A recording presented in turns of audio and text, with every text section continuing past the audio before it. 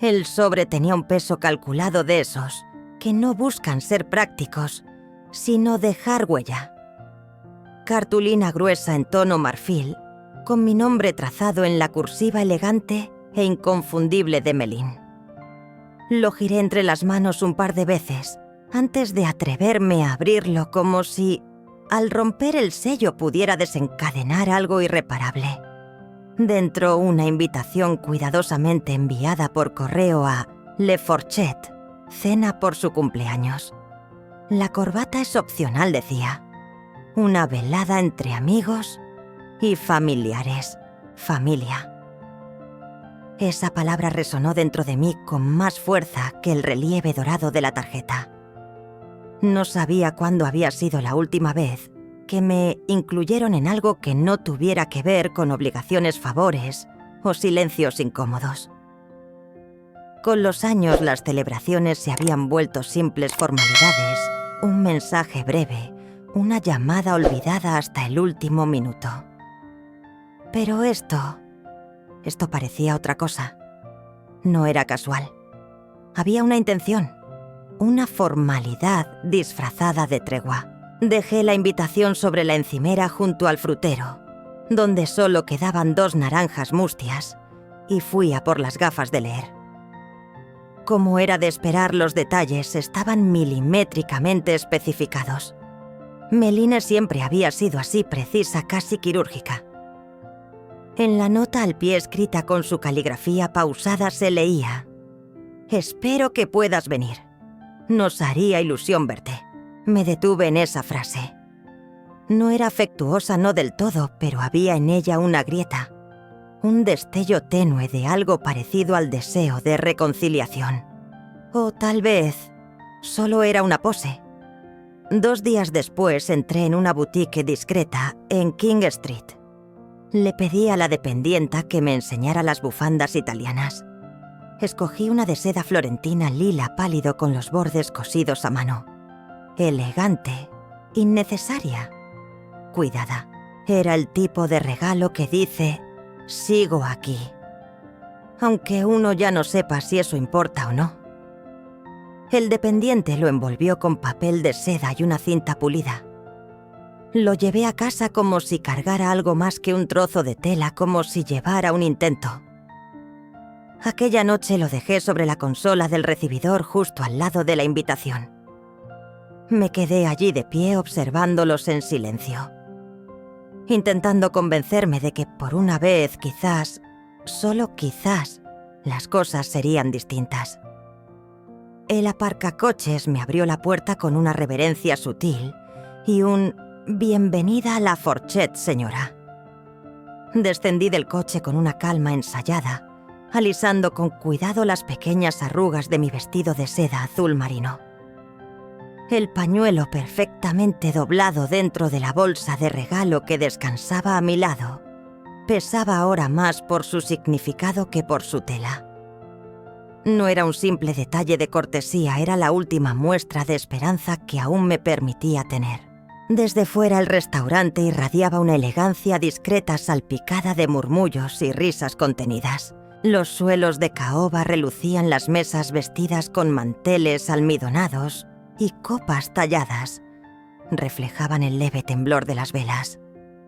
Un zumbido sutil, el de las conversaciones de quienes están acostumbrados a gastar sin mirar atrás.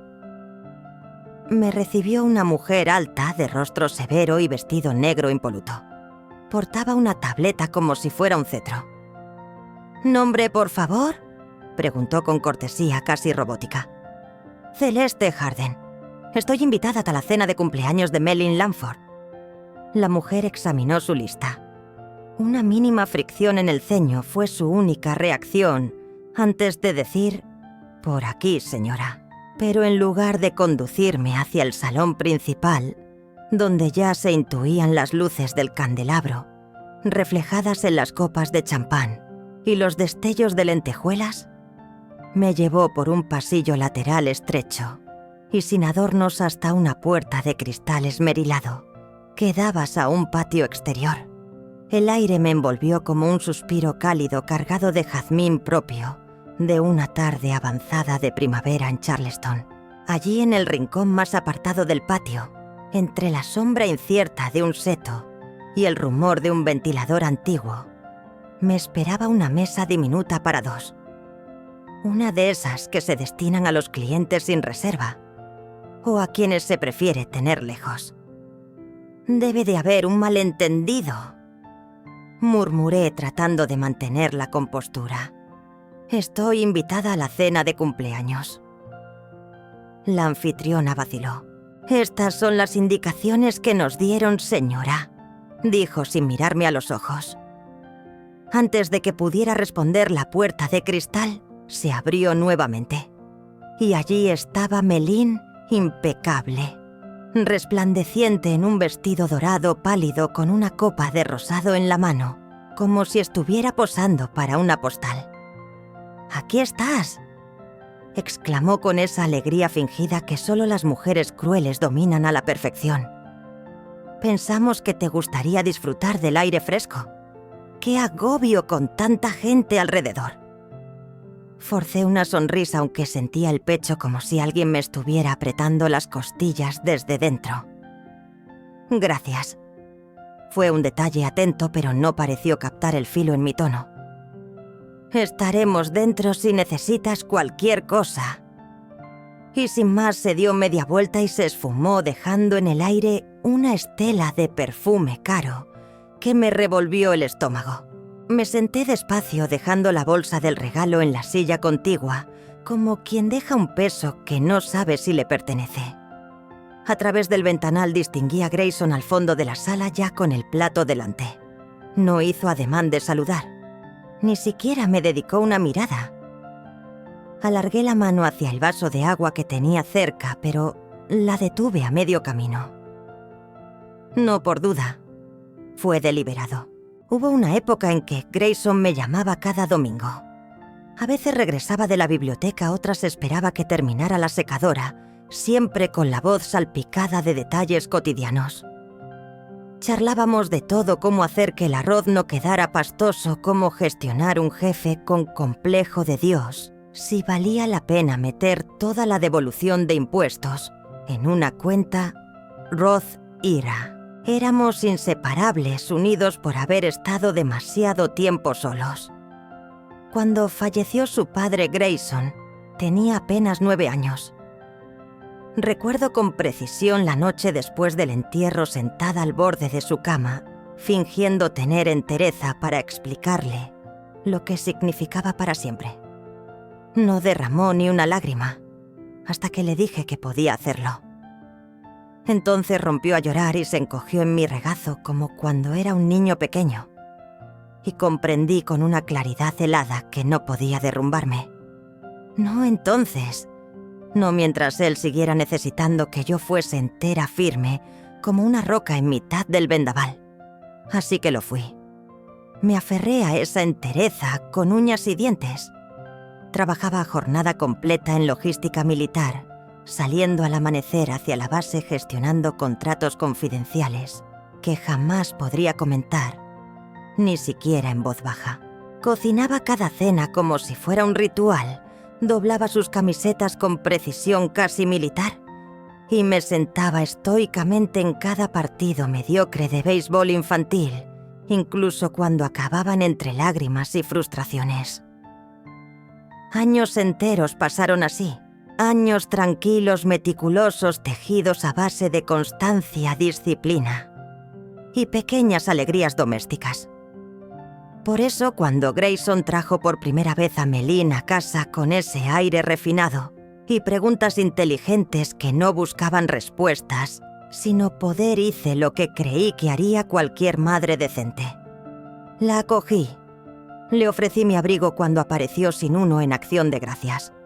La ayudé a rehacer su currículum tras ser despedida de su primer empleo. Incluso le abrí la puerta hacia una antigua firma de consultoría, donde aún conservaba contactos. 2 semanas después la contrataron. Se casaron bajo luces tenues en una galería de arte de su estilo moderno y frío con suelos de cemento pulido. Yo pagué las flores sin que me lo pidieran. Cuando la vi caminar hacia el altar, pensé sinceramente: estamos empezando una nueva etapa. Esto es bueno. Esto tiene futuro. Qué ingenua fui. Porque todo cambió con una velocidad que nunca vi venir. Las llamadas de los domingos empezaron a espaciarse primero con excusas, luego con silencios. Después, simplemente dejaron de existir. Las cenas familiares se organizaban sin que yo me enterara. Las fiestas se convirtieron en encuentros rápidos, casi burocráticos, llenos de frases hechas y sonrisas forzadas. Técnicamente seguía presente. Mi nombre aún figuraba en los correos de Navidad. Recibía los resúmenes familiares por email. Pero algo intangible se había ido. El calor, el vínculo, el alma. Yo ya no era parte de su vida. Me había convertido en un elemento a gestionar. En alguien a quien había que mantener bajo control. No en alguien a quien se quisiera de verdad. Nunca discutí con Meline. Nunca hubo una escena, un portazo, una frase cruel. Solo fue una desaparición lenta, implacable. Como esas mareas que retroceden centímetro a centímetro, hasta que un día descubres que ya no hay agua, ni espuma, ni orilla. Y en lugar de rebelarme, me tragué el orgullo. Me repetía que no quería ser una carga, que no deseaba convertirme en esa clase de suegra intrusiva. Así que me retiré. Cedí el espacio, esperando en mi ingenuidad que un día me hicieran volver a entrar. Pero la puerta seguía cerrada. Años más tarde volví a quedarme fuera, no solo en sentido figurado, sino de forma literal. Fuera aislada en una mesa apartada junto al ventanal de un restaurante que no había escogido, contemplando una escena familiar que ya no me incluía. Cogí el tenedor y, haciendo un esfuerzo por mantener la compostura, me obligué a probar aquella ensalada de melocotón asado. Tenía un aire refinado, un punto de amargor y, para mi sorpresa, una frialdad que no venía del plato sino de la ambiente. Debajo de la servilleta de lino sentí vibrar el móvil. Eché un vistazo rápido hacia abajo procurando no llamar la atención, aunque en realidad nadie me estaba mirando. Era un único mensaje de Lindsay, mi directora jurídica, en Kestrel Dynamics. Firma definitiva en 2 horas. Te necesitan presencialmente. Volví a leerlo dándole vueltas al peso de esas palabras. Llevábamos más de 7 meses en negociaciones con Aeronautical Systems Group. Se trataba de un contrato de defensa valorado en $6 millones. Un acuerdo que podría asegurar a Kestrel una posición estratégica en el desarrollo de propulsión de nueva generación. Mi equipo había invertido semanas enteras afinando cada párrafo, cada calendario de entregas, cada apartado legal del paquete de cumplimiento. Y ahora el departamento de I+D del gobierno estaba listo para rubricarlo. Un sábado por la noche. Por supuesto, la urgencia y la falta de lógica eran moneda corriente en ese sector. Había levantado mi empresa moldeándola fiel a mi imagen. Mi firma estaba grabada en cada patente crucial. Kestrel no surgió de coloridas incubadoras tecnológicas, ni brilló en pomposas salidas a bolsa. Nacimos entre laboratorios fríos y terminales discretas, donde la innovación no se anunciaba, se entregaba puntual y precisa. Y sin embargo, ni uno solo de los presentes en esa mesa tenía la menor idea de quién era yo realmente. Llevé el vaso de agua a los labios y bebí con lentitud, dejando que el frescor apagara el fuego interior. El reloj corría. Apenas disponía de 2 horas. De Charleston a Northridge, el Air 15 nos llevaría en 27 minutos si manteníamos un vuelo bajo y sin rodeos. Craig, mi piloto de confianza, estaba siempre listo para este tipo de firmas relámpago. El avión repostado, el plan claro. Solo esperaba mi señal. Mi mente entró de inmediato en piloto automático. Logística, tiempos, decisiones. Reordené prioridades, recalculé márgenes. Pero entonces algo se detuvo dentro de mí, como si el vértigo se hiciera calma. ¿Y si me levantaba? ¿Si me marchaba sin más? ¿Alguien lo notaría? ¿A alguien le importaría? Al mirar de nuevo a través del cristal, vi a Meline reírse por algún comentario de Grayson con la mano descansando sobre su muñeca. La imagen me golpeó como una verdad mal disimulada. Ese no era mi lugar. Nunca lo había sido.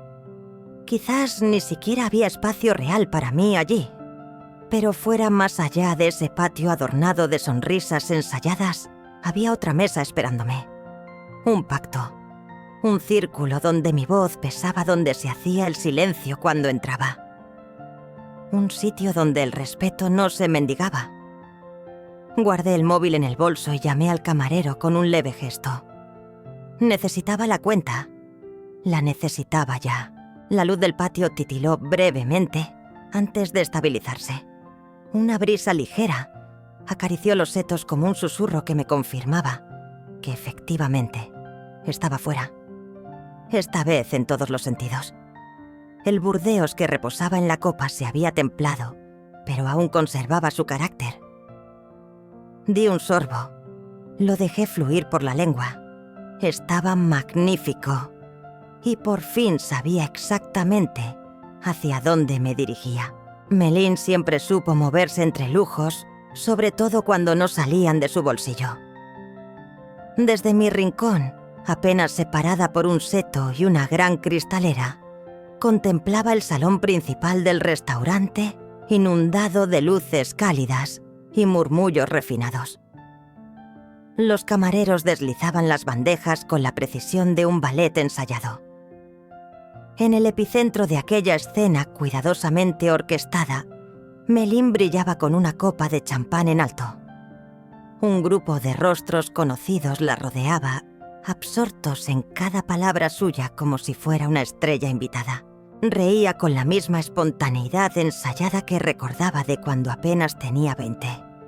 Esa sonrisa suya tan aparentemente genuina había abierto más puertas que cualquier currículum.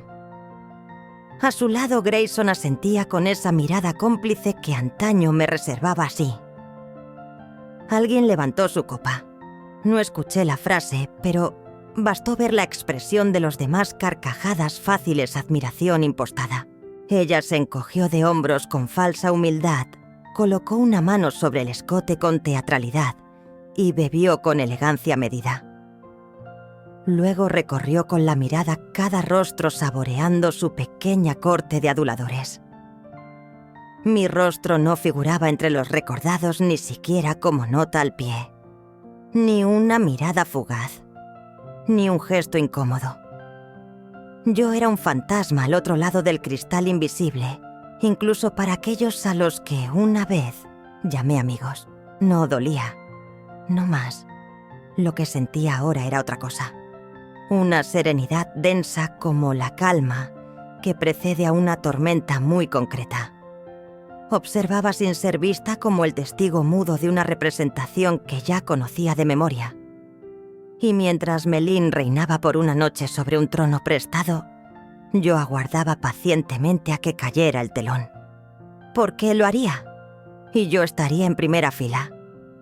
Nadie se molestó en mirar hacia la ventana. Nadie preguntó, ¿y Celeste dónde está? Hasta que una de sus amigas se inclinó levemente hacia Meline, lanzándome una mirada sostenida. Murmuró algo acompañándolo de un gesto sutil con la mano. Los ojos de Meline me buscaron un segundo y con una sonrisa condescendiente desestimó cualquier cosa que le hubiesen dicho. Su mano volvió a posarse con naturalidad sobre la muñeca de Grayson, como si yo no existiera. Entonces recordé lo que el Dr. Chon me dijo en nuestra tercera sesión años atrás. La dignidad también se manifiesta cuando nadie te está mirando. Haz que te perciban incluso en el silencio. Me incorporé lentamente, alisé la servilleta sobre mi regazo con delicadeza y bebí un sorbo más de ese vino mediocre, que no valía lo que costaba, pero sí el instante. Me había repetido durante años que la invisibilidad ya no me quería, que había aprendido a vivir sin ser validada. Pero verles allí bronceándose en mi ausencia, celebrando sin incluirme, sin ni siquiera dedicarme una mirada, dolía. Mucho. Mentí. Me lo había dicho para poder seguir respirando, pero era falso. Apreté las manos una contra la otra, notando cómo me temblaban los dedos, justo cuando el camarero regresaba con la cuenta. Tomé el recibo, lo doblé cuidadosamente y lo deslicé en mi bolso, empujando la silla con elegancia, sin hacer ruido. La pareja del rincón ni se inmutó. Nadie dentro del restaurante giró la cabeza. Me levanté, me coloqué bien la bufanda sobre los hombros y caminé con paso firme hacia el muro del jardín, donde la penumbra lo cubría todo y el bullicio se desvanecía como una ola lejana. Saqué el móvil y redacté un único mensaje. Craig, ven a buscarme. ¿En cuánto puedes estar aquí? La respuesta llegó con la precisión que siempre le había caracterizado. Helicóptero disponible en 20 minutos. Coche de la empresa en 5. Necesito tu autorización. Contemplé la mesa por última vez. No hubo una sola cabeza que se girara. Entonces me di la vuelta de cara al sosiego de la calle, dejando atrás el teatro de sonrisas huecas. Coloqué el pulgar sobre el teclado y no dudé. Adelante. Helipuerto del Muelle Central. Después abrí mi agenda y marqué el nombre de Lindsay. No respondieron, pero tampoco lo esperaba a esas alturas del día. Dejé un mensaje de voz breve. Hola, soy Celeste. Avisad al equipo de Airore que estoy en camino. Aterrizo a las 9:15. Revisaré personalmente los últimos ajustes de la ruta. Esta noche confirmaré el horario de entrega y la estructura definitiva. Colgué con calma y guardé el móvil en el bolso, exhalando lentamente como quien acaba de cerrar una puerta sin necesidad de hacer ruido. No fue una ruptura abrupta ni cinematográfica. Nada de eso. Fue una rendición serena, precisa, un repliegue íntimo y silencioso de esa parte de mí que aún albergaba una absurda esperanza, que alguien dentro de aquella casa levantase la vista y reparara en mi marcha. Pero no me fui hecha una furia. No hubo gritos ni despedidas teatrales, ni siquiera palabras de reproche. Me iba sencillamente hacia donde de verdad me necesitaban, hacia donde aún contaba. Mientras abría la puerta del patio, mis ojos encontraron a Grayson a través del cristal. Sujetaba un vaso de bourbon como si fuera un ancla inclinado hacia Melín, absolutamente atrapado por el relato que ella le susurraba. Ni un titubeo, ni una pausa, ni una mirada. Retrocedí un paso dejándome envolver por la sombra del seto y empecé a caminar calle abajo.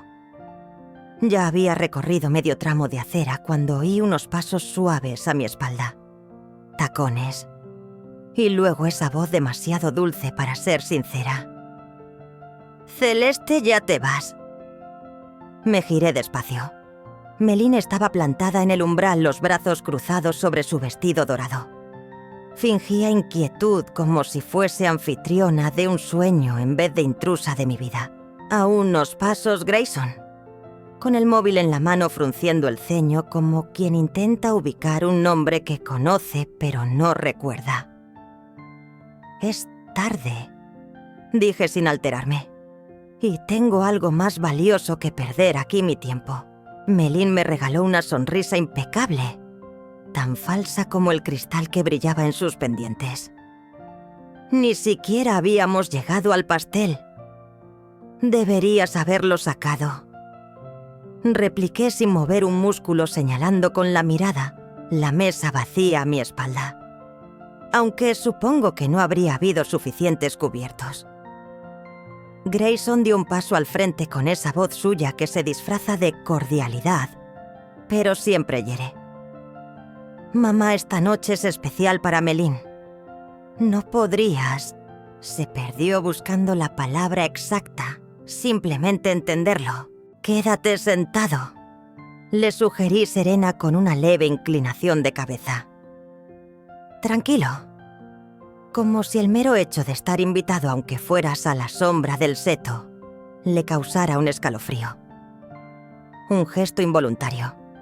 Revelador. El restaurante, claro, estaba tío, a rebosar. No habíamos caído en eso, se justificó él. No respondí suave como terciopelo cortante.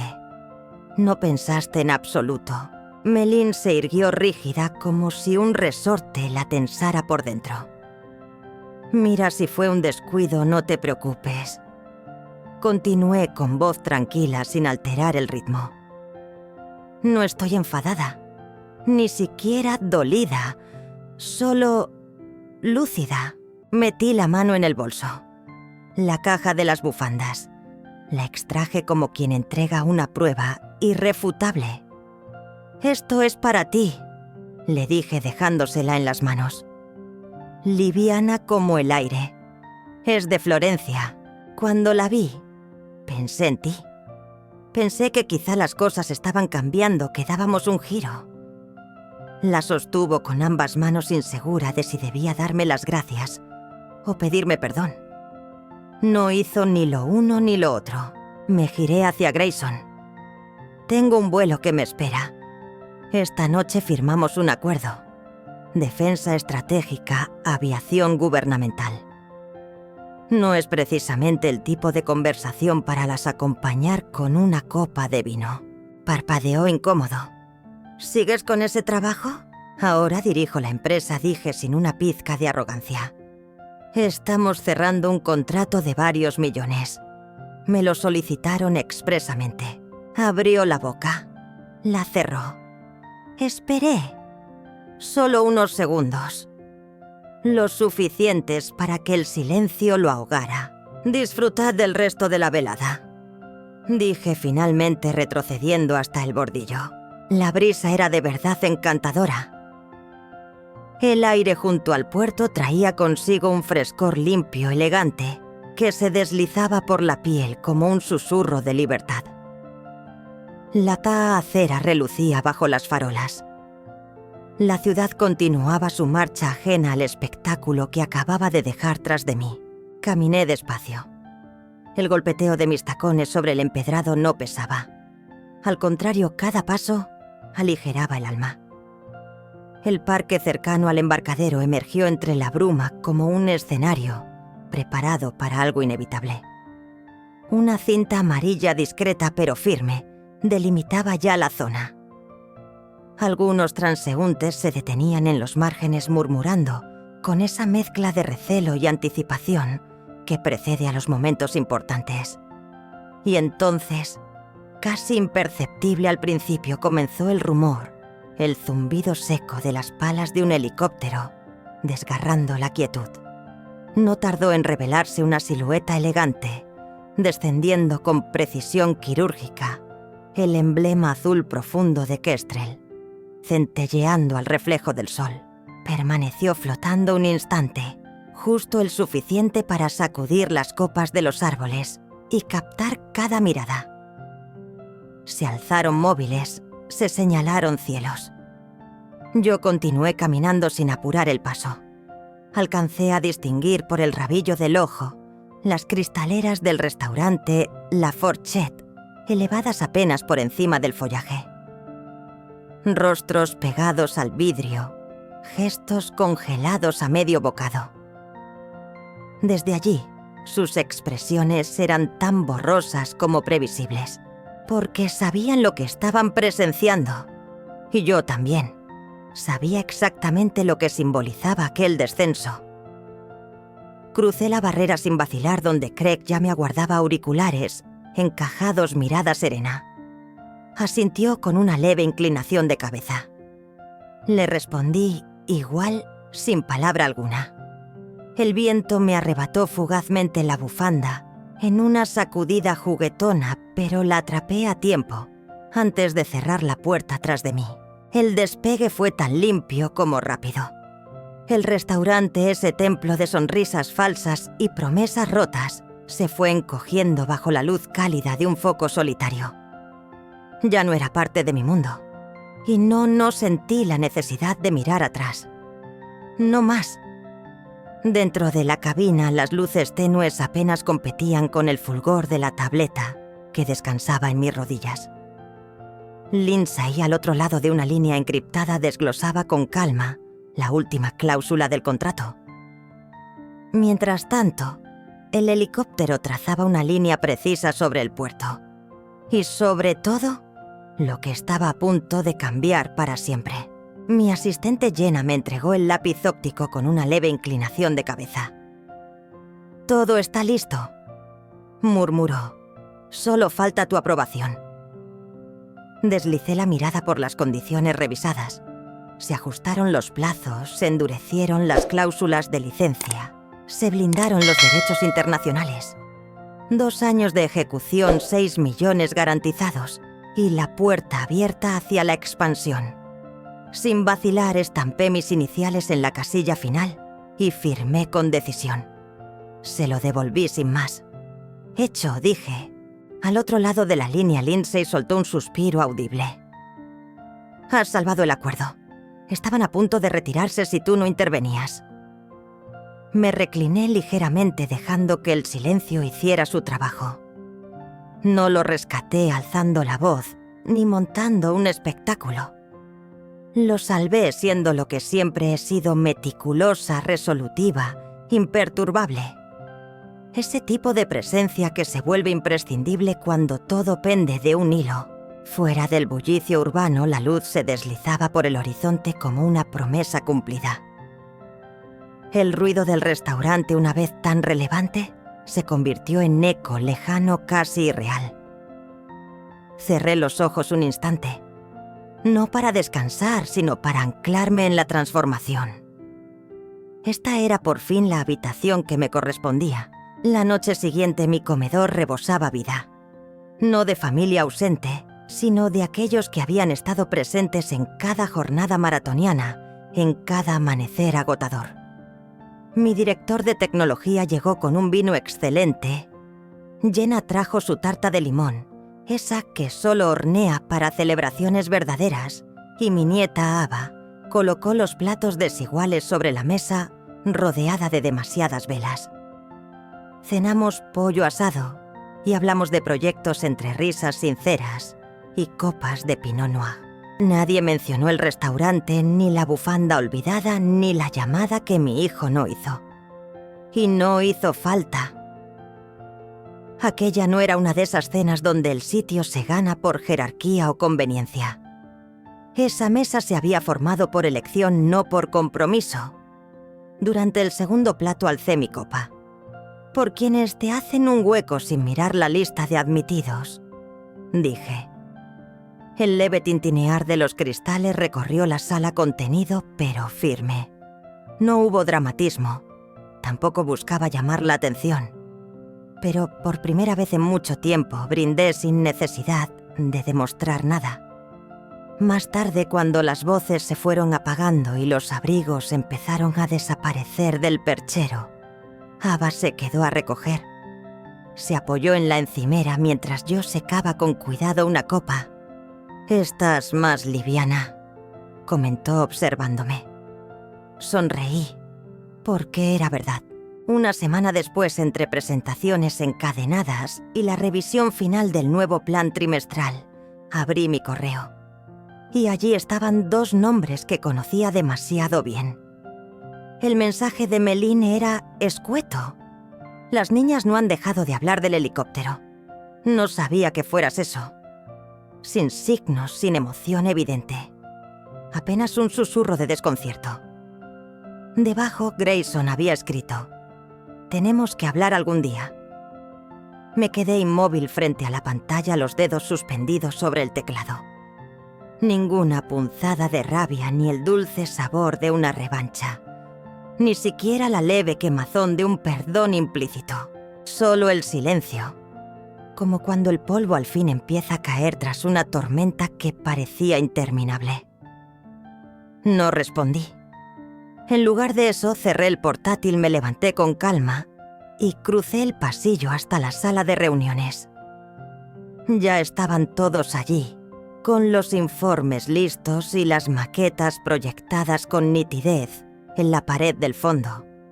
Jenna me saludó con un gesto.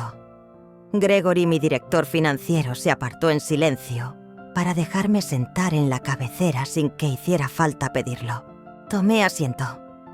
Y al mirar a mi alrededor lo supe, ellos eran quienes me habían visto sin asombro, quienes me eligieron sin etiquetas por la firmeza callada de las decisiones difíciles y los días sin luz. No me marché de esa mesa. Forjé una nueva y la levanté desde cero.